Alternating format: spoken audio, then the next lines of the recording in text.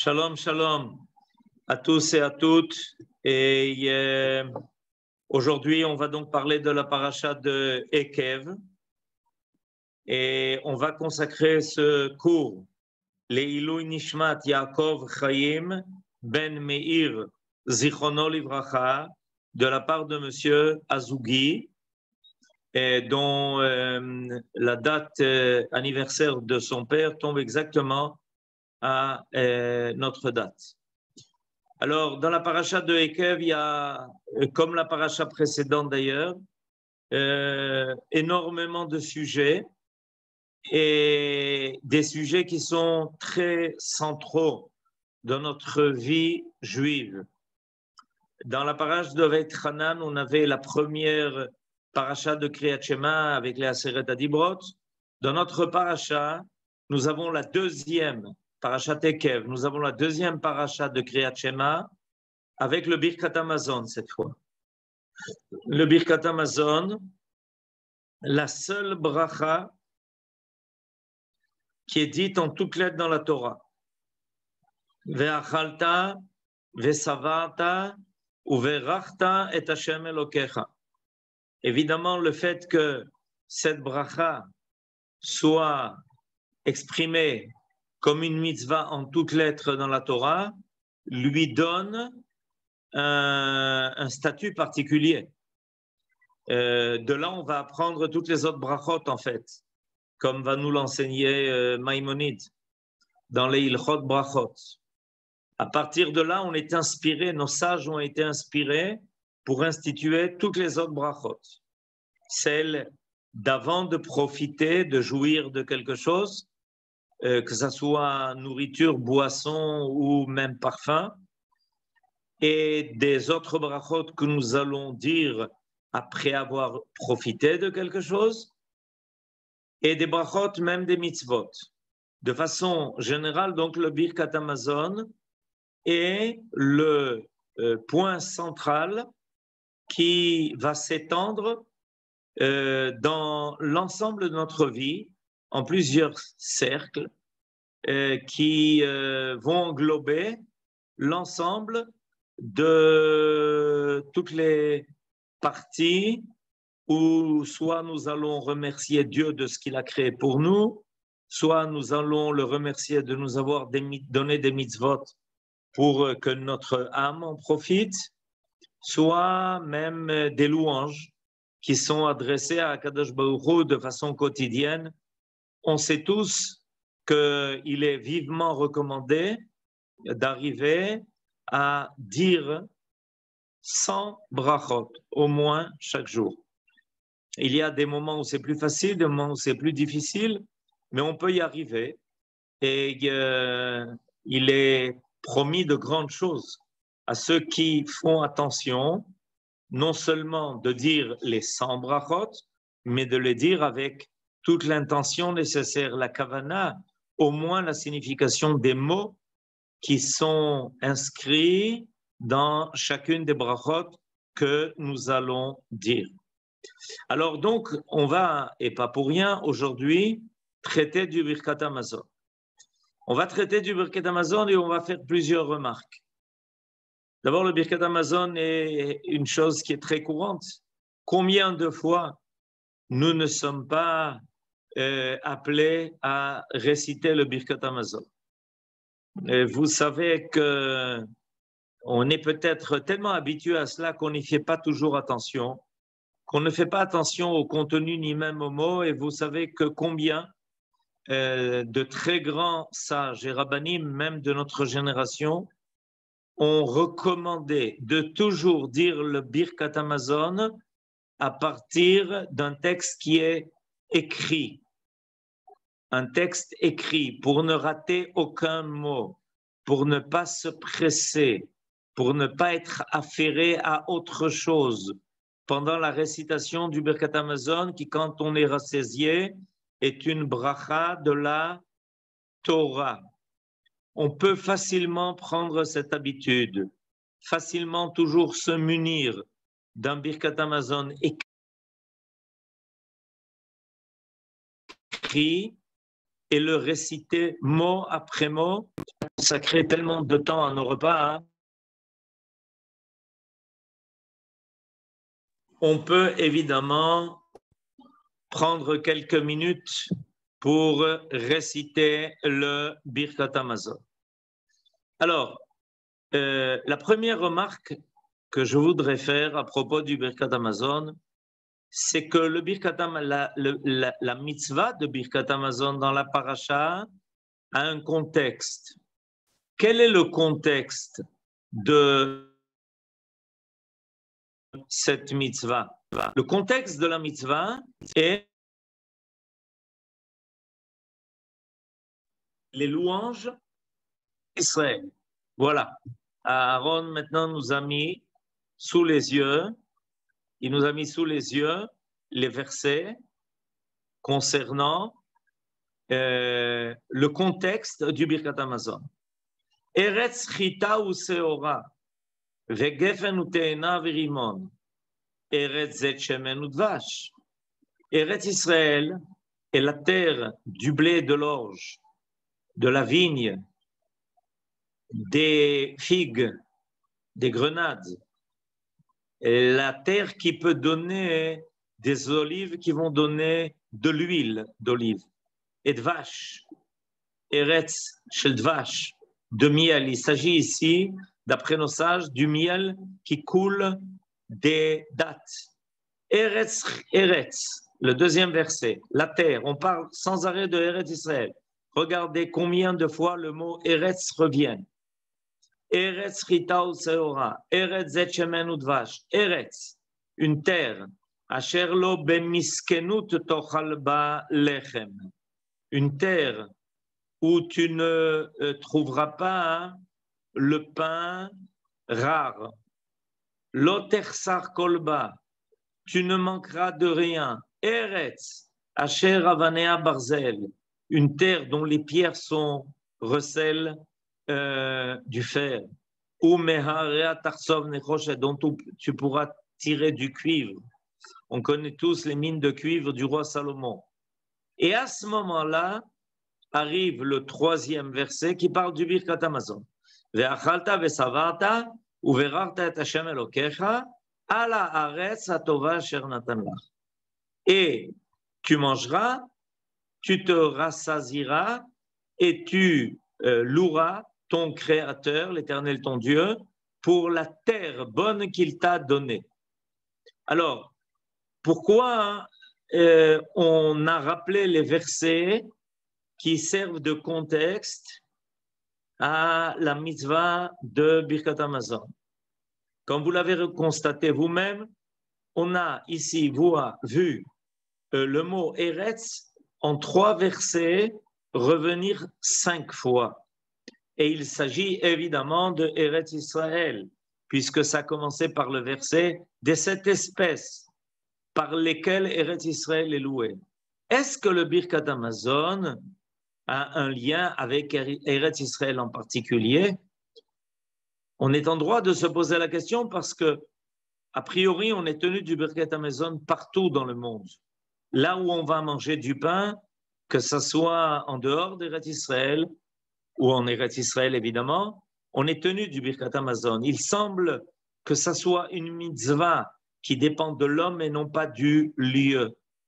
Et pourtant, on est interpellé par le fait que cette mitzvah tellement importante, la seule bracha de la Torah, soit précisément évoquée dans le cadre d'Eretz Israël.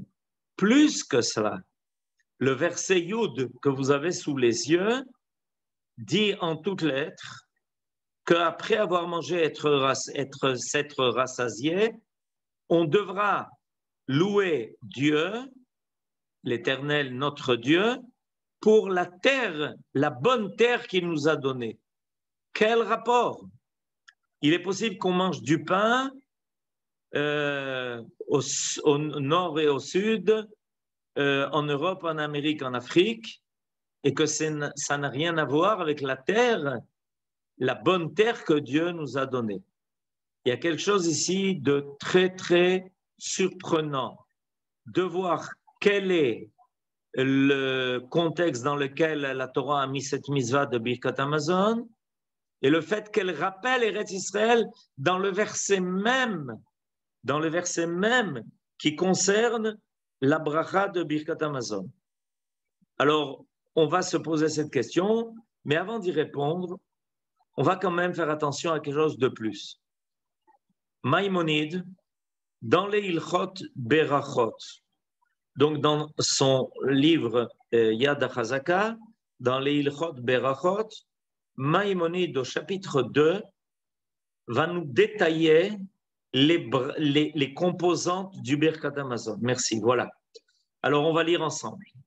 Seder Birkat Hamazon, Kach I. Voilà l'ordre dans lequel on doit faire le Birkat Hamazon. Je lis avec vous la halakha que le Rambam Maïmonide a écrit. Rishona Birkat Hazan, Shnia Birkat Haaretz. Je vais bientôt répondre. Rishona Birkat Hazan, Shnia Birkat Haaretz, Shlishit Bonei Yerushalayim, Revit Atov Ve'amitiv. Bracha Rishona, Moshe Rabbeinu Tikna. Shnia Tiken Yehoshua, Shlishit Tiken David Shlomo, Beno, Revit Chachme Mishnah Tiknoa. Alors regardez, comment Maïmonide commence-t-il les halachot concernant le Birkat Hamazon? D'abord en nous faisant la liste des 4 brachot. Alors la première bracha est une bracha générale, Birkat Hazan. On remercie Dieu de donner le mazon, c'est-à-dire de la nourriture à tout être. Hazan et Akol. Shnia. Shnia, c'est une bracha qui concerne, elle, à Haaretz, Birkat Haaretz, Eretz Israël. Shlishit, elle concerne le Bet Hamikdash, Yerushalayim et le Bet Hamikdash. Shlishit Bonei Yerushalayim. Revi'it, la 4e bracha, Atov et Amitiv, que Dieu est bon et qu'il prodigue sa bonté. Alors là, Maïmonide aurait pu s'arrêter après nous avoir donné donc les 4 composantes du Birkat Hamazon. Mais il ne s'arrête pas là. Et il va plus loin que cela, il fait quelque chose de particulier. C'est qu'il va nous indiquer comment ces 4 brachot ont-elles été instaurées. Et la question que je pose tout de suite, vous avez le temps d'y réfléchir, pourquoi est-ce que Maïmonide a-t-il trouvé nécessaire de nous dire qui a instauré chaque bracha? On est dans un livre qui parle de halakha. On est dans un livre qui traite de la halakha. En plus de ça, est-ce qu'à propos de toutes les brachot, Maïmonide va-t-il nous dire par qui telle ou telle bracha a-t-elle été instaurée? Il ne le fera pas.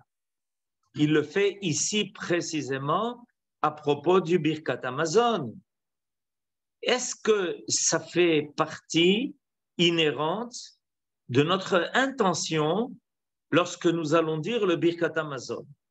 Alors la première bracha est imputée à notre maître Moshe, la deuxième à son élève Yehoshua, la troisième au roi David et à son fils Shlomo, la quatrième a été instaurée par les sages de la Mishnah. Essayons de comprendre la structure du Birkat Hamazon. Moshe Rabbeinu a donné la Torah, nous a donné la Torah qu'il a reçue du Sinaï. Donc Moshe Rabbeinu va nous donner l'essence, la source du Birkat Hamazon. C'est que Dieu a donné à l'homme la possibilité de se nourrir. Dieu a créé l'homme avec la nécessité de la nourriture. Sans que l'homme ne mange et ne boive, le corps et l'âme ne peuvent continuer à coopérer pour que le corps et l'âme soient soudés l'un à l'autre. Il y a nécessité de nourriture, de boissons, de bonne santé en général. Et ça dépend de la nourriture de l'homme. Ce que l'homme mange, ce que l'homme consomme, ce que l'homme boit, tout ce dont il va profiter. Moshe Rabbeinu donc nous a fait comprendre ce niveau-là. Pour que l'âme réside sur terre dans notre corps, il est absolument nécessaire d'avoir la nourriture que Dieu prodigue. C'est-à-dire que non seulement Dieu a créé l'âme, il a créé le corps, mais qu'il a créé aussi la soudure. La soudure entre le corps et l'âme s'appelle lechem. Lechem est associé au mot al-hamma. Al-hamma veut dire la soudure en hébreu. Les alhim, le pain est la source de la soudure entre le corps et l'âme. Ensuite, les 3 brachot qui vont suivre sont toutes liées à Eretz Israël, dans les différentes étapes de notre histoire. Avec notre entrée en Eretz Israël par Yoshua, va apparaître la 2e bracha. Cette fois-ci, c'est dit clairement, comme on l'a trouvé d'ailleurs dans le verset, c'est une bracha qui concerne Eretz Israël, à la Haaretz ve à l'Amazon, comme si la nourriture essentielle qui nous est accordée par Dieu, c'est une nourriture qui est particulière. Elle est probablement particulière à Israël, puisqu'il s'agit donc du don de la terre à Am Israël, au peuple d'Israël. Cette soudure se fait de façon particulière en Eretz Israël, à la Haaretz vers l'Amazon. Ça va s'amplifier, va se révéler quelque chose d'énorme, parce que ça va se révéler à un niveau national. La soudure entre le corps de la nation et son âme. Où est-ce que ça va se révéler? À Yerushalayim. Yerushalayim qui fait le lien entre la terre et les cieux. Le Bet Hamikdash, le lieu de résidence de la providence, de la présence de Dieu sur terre. Et on voit, intéressant, qu'on est maintenant en Eretz Israël avec Yoshua, on a continué avec l'accomplissement total de notre rentrée en Eretz Israël, avec la construction, la libération de Yerushalayim par le roi David et la construction du temple par son fils Salomon. Et la 3e, et donc la dernière bracha, la 3e des brachot concernant Eretz Israël, a été instaurée par les sages de la Mishnah.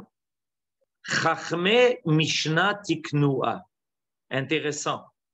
Les brachot qui ont été rappelés auparavant, Moshe Rabbeinu, Yehoshua, David ou Shlomo, sont des brachot de l'époque de la Bible. Ça, c'est la Torah Shebichtav. La 4e bracha a été rajoutée par les sages de la Mishnah. C'est la loi orale. Qu'est-ce que ces sages ont rajouté? Ces sages ont rajouté, après la destruction de la ville de Bétar. Vous savez que la destruction de la ville de Bétar a été, comme on l'a dit lors de notre cours sur Tisha B'Av, la raison pour laquelle, une des 5 raisons pour laquelle on s'endeuille le jour de Tisha B'Av, la tombée de la ville de Bétar aux mains des Romains. Ça a été en fait, la fin de la révolte, la fin de notre espoir, 70 ans après la destruction du deuxième temple, où on espérait qu'après 70 ans, comme après la destruction du premier temple, le troisième temple soit reconstruit. Malheureusement, la révolte a échoué. La ville de Bétar est tombée. Dans la ville de Bétar se trouvait le chef de la révolte, Bar Korba, qui lui aussi a été tué par les Romains. Et on va à partir de là connaître 2000 ans d'exil, 2000 ans de souffrance, 2000 ans qu'on aurait voulu évidemment voir être beaucoup plus courts et beaucoup moins difficiles. Et qu'est-ce qui s'est passé lors de la tombée de la ville de Bétar? Ce qui s'est passé lors de la tombée de la ville de Bétar, c'est que les Romains ont voulu aller jusqu'au bout et prouver que le peuple d'Israël avait définitivement été évincé de sa terre, qu'il n'y aurait plus rien à espérer, qu'ils avaient réussi à déconnecter l'âme du corps. Et c'est pour ça qu'ils ont empêché d'enterrer les morts de la ville de Bétar, qui étaient entassés comme des murailles autour de la ville qui avait été assiégée et prise par les Romains. Ils ont voulu voir les cadavres de ceux qui étaient dans la ville de Bétar se décomposer en disant, vous voyez, après la mort, après notre victoire, il ne reste plus rien du corps d'Israël. Il va se décomposer et il va retourner comme il était, à la poussière de la terre. Israël, vous n'avez plus aucun espoir, vous n'avez plus rien à attendre. Nous vous avons vaincus, nous, le 4e et dernier empire. À l'origine, évidemment, de toute la civilisation occidentale gréco-romaine, nous vous avons définitivement supprimé de la surface de la terre. Et Akadosh Baruch Hu va faire un miracle. Le miracle qui va être fait est un miracle phénoménal. Ces corps entassés, laissés au soleil pendant des jours et des jours, vont rester intacts. Et rien ne va les atteindre, comme s'ils s'étaient seulement endormis pour un sommeil profond et long. Et finalement, au bout d'un temps énorme, les Romains vont laisser enterrer ces corps-là, qui en fait ont été mis en terre comme des semences pour réapparaître dans les générations futures, à la fin des temps, pour dire le peuple d'Israël ne meurt jamais définitivement. Il n'est que passagèrement en terre pour réapparaître et ressurgir.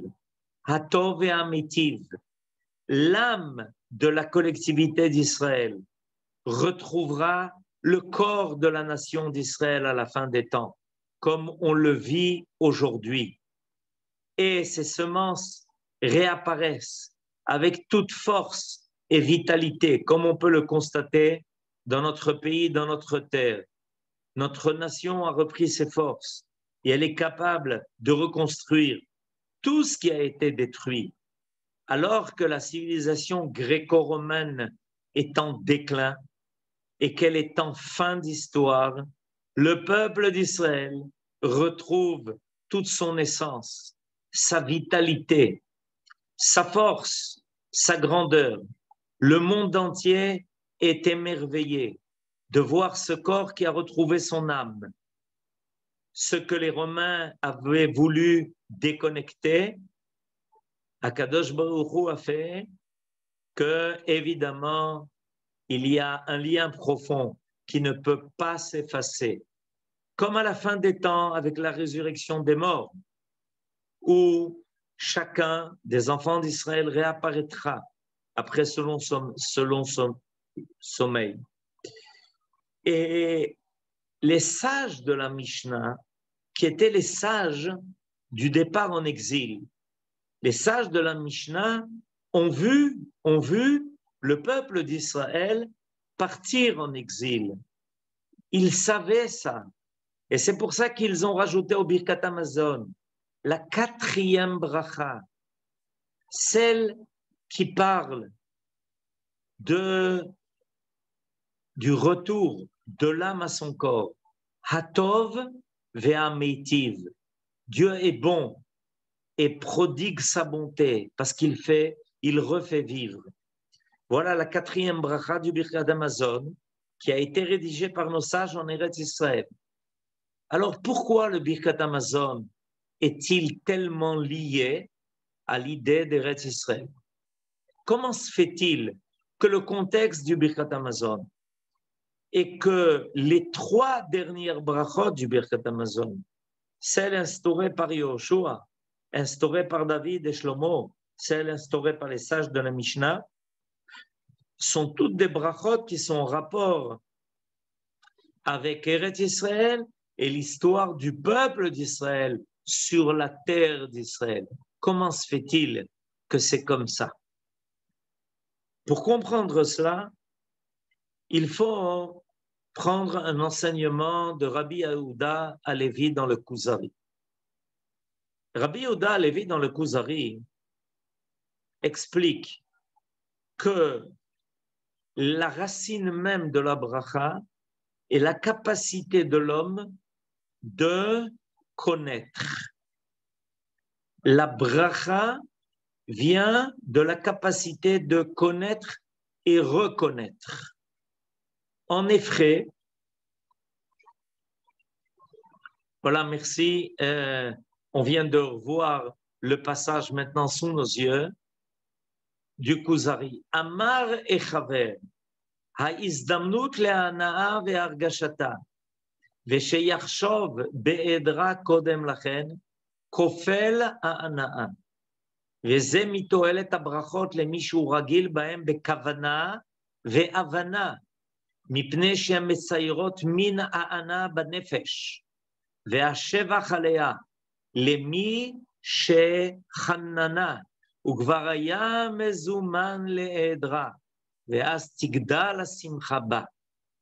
Regardez, il nous dit quelque chose d'extraordinaire, Rabbi Yehuda Halevi, dans ce passage du Kuzari, où il traite de façon générale de la compréhension de ce que sont les brachot. Le Chaver, c'est le Rav. Akadosh Baruch Hu, je traduis à peu près en interprétant ce que Rabbi Yehuda Halevi nous dit ici, ce que, si on pouvait avoir à nouveau le texte sous les yeux, Dieu nous a donné l'occasion de profiter, de jouir. On aurait pu manger sans avoir aucun goût. On aurait pu sentir un parfum sans en ressentir les délices qui marquent et qui accompagnent chaque parfum. Or, qu'est-ce qui se passe? Quand on a besoin de quelque chose, quand notre corps a besoin de quelque chose, quand il manque de quelque chose, il va sentir ce dans son esprit besoin, il va le sentir dans son âme. Le fait d'avoir la connaissance de ce qui me manque va me donner une jouissance encore beaucoup plus grande quand je vais être comblé. Je m'explique. Non seulement j'ai faim, mais j'ai conscience d'avoir faim. Non seulement j'ai soif, mais j'ai conscience d'avoir soif. Et c'est pour ça que quand je vais boire, non seulement je vais, grâce à cela, pourvoir à un besoin essentiel du corps, mais plus que cela, je vais être content, je vais me réjouir du fait que maintenant mon besoin a été comblé. Donc, d'après Rabbi Yehuda Levi, il est clair que dans le phénomène que Akadosh Baruch Hu a instauré, il y a non seulement le besoin du corps en lui-même, mais il y a aussi quelque chose qui vient au niveau du nefesh, au niveau de l'esprit, au niveau de l'âme de l'homme. Avoir conscience du besoin et avoir la possibilité de le satisfaire.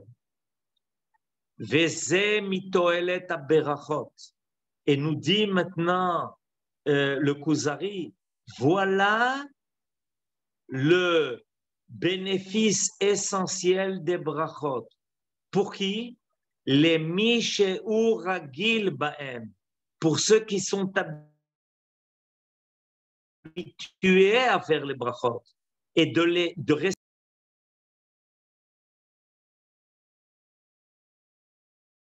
réciter les brachot bekavan. Pour ceux qui sont capables de citer les brachot avec intention et compréhension. Pourquoi? Parce que les brachot vont se situer au niveau de notre compréhension. Les brachot vont se situer au niveau de notre akara, de notre connaissance.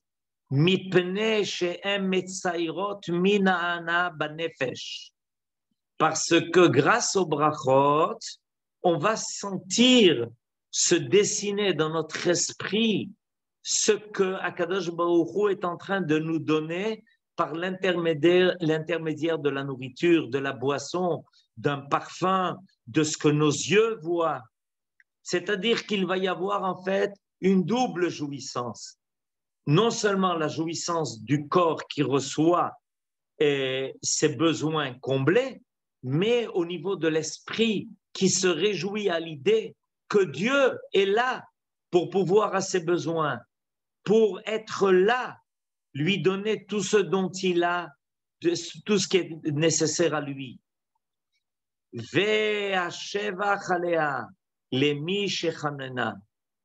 Et évidemment, ça va nous amener à remercier et à louer le Créateur. Akadosh Baruch Hu, tu es avec moi, tu es présent. À chaque fois que j'ai besoin de quelque chose, tu es à mes côtés pour me donner à manger, pour me donner à boire. Et donc, en fait, pour résumer ce que nous dit Rabbi Yehuda Levi ici dans le Kuzari, c'est que l'idée de la bracha est l'idée de la conscience, de la soudure entre l'âme et le corps. Quand l'homme sur terre va jouir de quelque chose, va profiter de ce que Dieu lui donne, la nourriture, la boisson, ce qu'il va respirer, ce qu'il va voir, ce qu'il va entendre, parce que ça concerne tous les sens, y compris, par exemple, quand on a une Bessora Tova et qu'on fait Shechianu.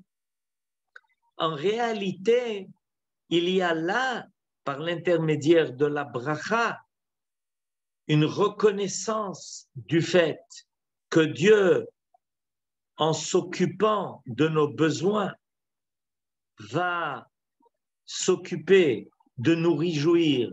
Et c'est pour ça qu'il termine en disant « Ve'az tigdal asimchaba ».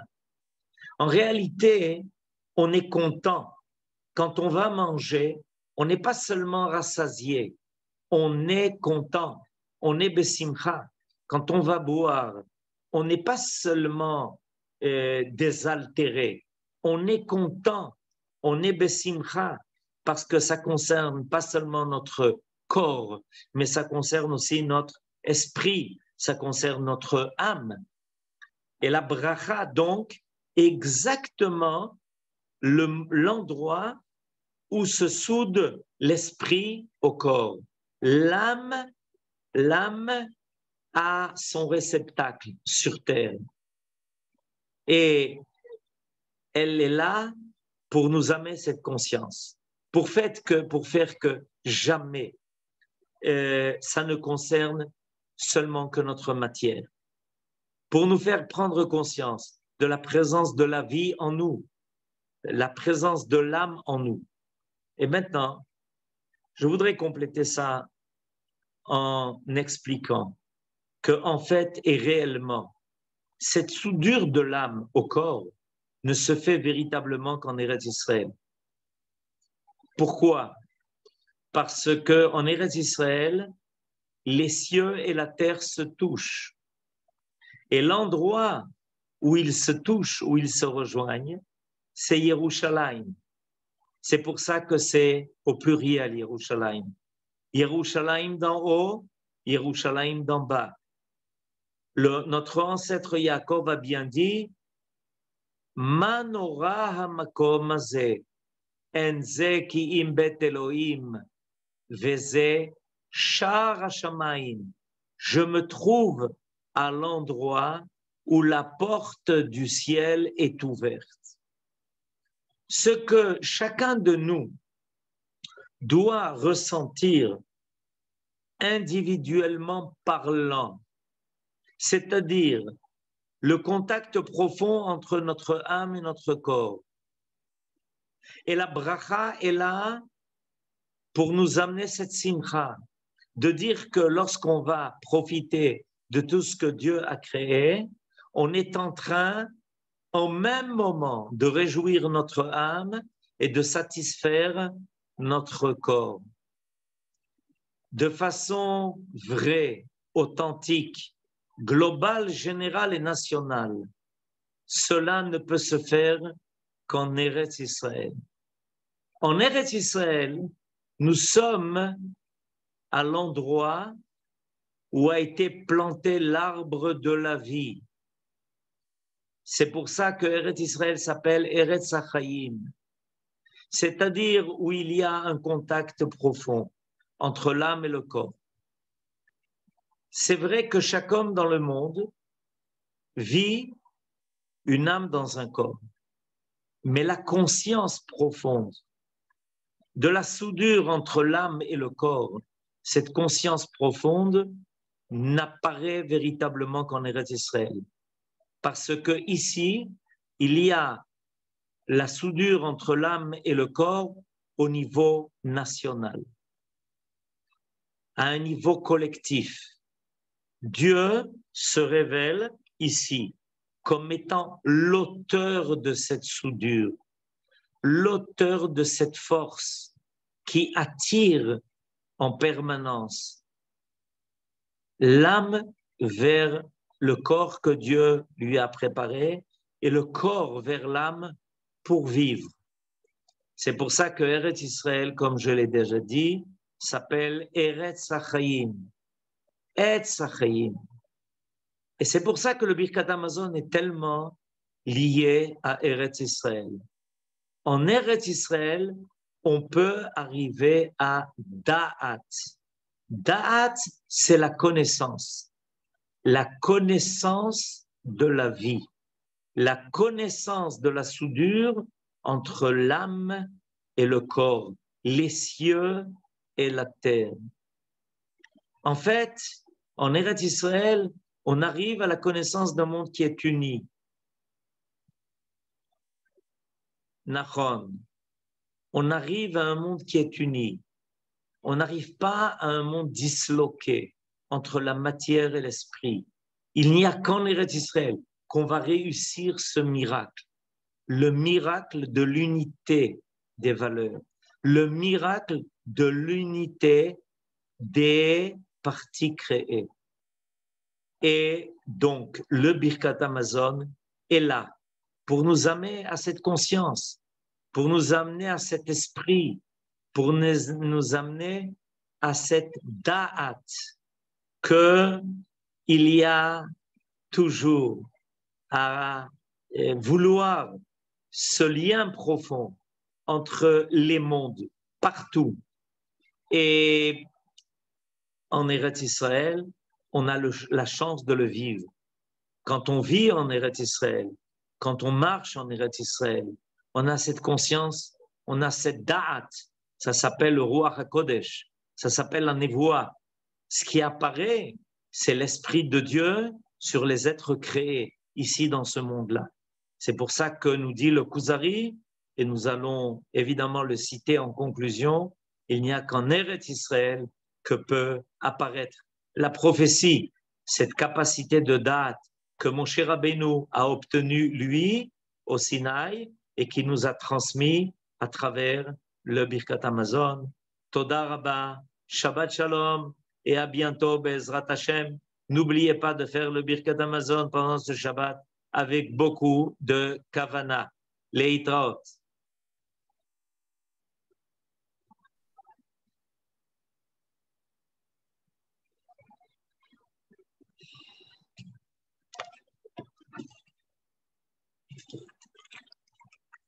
Alors évidemment, là, vous voyez que on nous a mis le verset qui nous dit que l'Esprit de Dieu plane toujours sur Eretz Israël.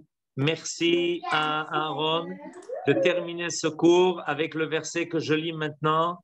Eretz, Asher Adonai Elohecha doresh ota, Tamid ene Adonai Elohecha ba, mireshit hashana ve'ad acharit shana. Cette terre que Dieu réclame toujours ses yeux planent sur cette terre, l'Éternel ton Dieu, depuis le début de l'année jusqu'à la fin de l'année, pour toujours, la présence de Dieu se fait sentir sur cette terre. C'est bientôt Rosh Hashanah, Mireshit Hashanah, Ve'ad Acharit Shana, Besorot Tovot, Amen. Toda Rabba, merci beaucoup, Rabbi Yehuda Ben Mishai. Vous pouvez maintenant ouvrir les micros et on va finir par la chanson, justement par la chanson de ce verset, que Dieu veille sur la terre d'Israël du début jusqu'à la fin de l'année. Shabbat Shalom à tous. Shabbat Merci Shalom, beaucoup. Shabbat Shalom. Merci Shabbat beaucoup. Shalom, Toda Shabbat Rabba, Shalom. Yoav, Merci. Toda Rabba. Shabbat Shalom, merci, c'était Shabbat formidable. Shalom, Rav. Rav, Toda Rabba. Shalom. Toda Rabba. Shalom. Shalom, voilà. תודה רבה. שבת שלום.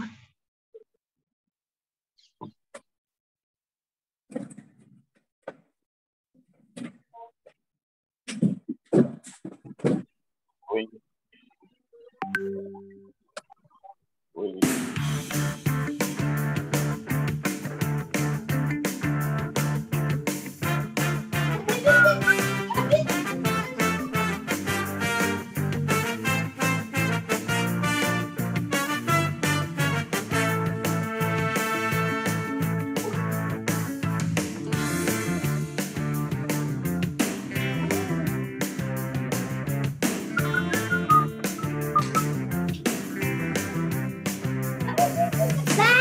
שטוב מדיני השם אלוקיכו בו בו בו בו ארץ אשר טוב מדיני השם אלוקיכו בו בו בו בו ארץ אשר טוב מדיני השם אלוקיכו